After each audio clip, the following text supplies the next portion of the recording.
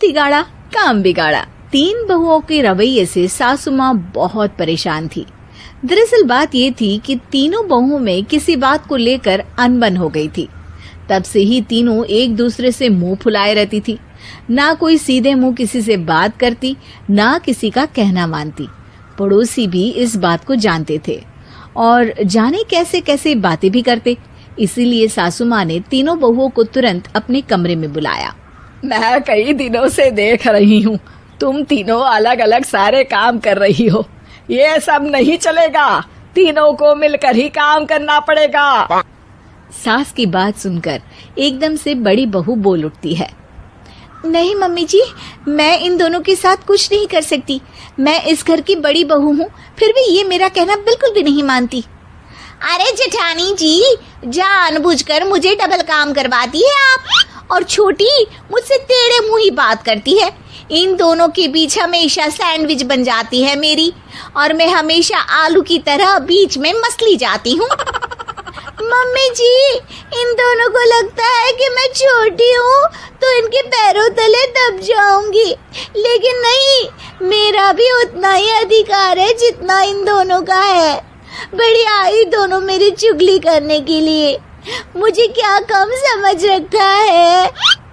तीनों बहू एक दूसरे से बहस करने लगती है और सास दोबारा ये देखकर टेंशन में आ जाती है और सबसे कहती है, चुप हो जाओ, अब से तुम तीनों सारे काम एक साथ करोगी, आंख बंद करके एक दूसरे की बात सुनोगी। तुम तीनों इस बात को गांठ बांध लो, वरना अगली छुट्टियों में तुम्हारा अपना मायके जाना कैंसिल। सास की बातें सुनकर डर के मारे तीनों हामी भर देती हैं। जी मम्मी जी, मैं समझ गई। हाँ मम्मी जी, जैसा आप कहें।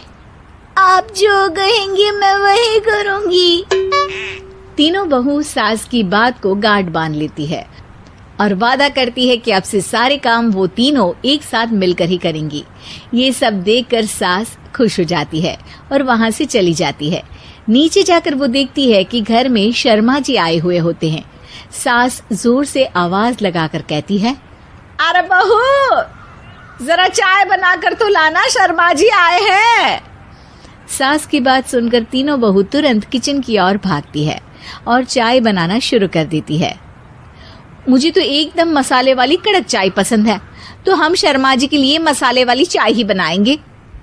अरे नहीं दीदी, गर्मी के मौसम में मसाला चाय कौन पीता है?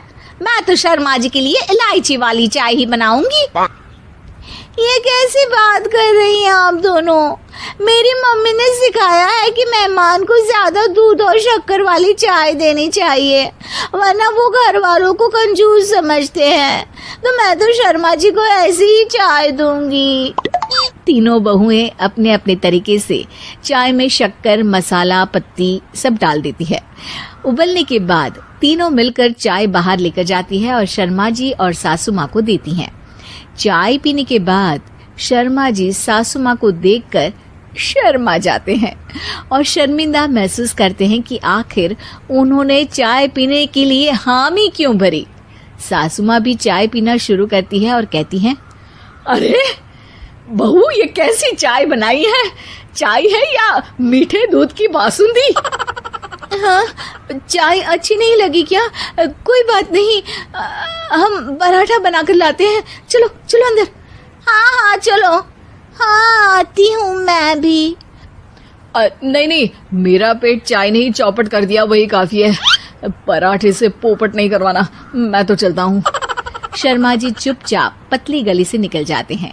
अगले दिन सास बहुओं से कहती है, अरे बहू, जाओ जाके ऊपर के गेस्ट हाउस की सफाई कर दो।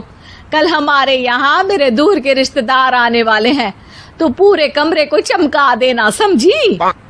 तीनों बहू सास की बात को मानकर ऊपर सफाई करने चली जाती हैं और तीनों कमरे की सफाई चालू कर देती है।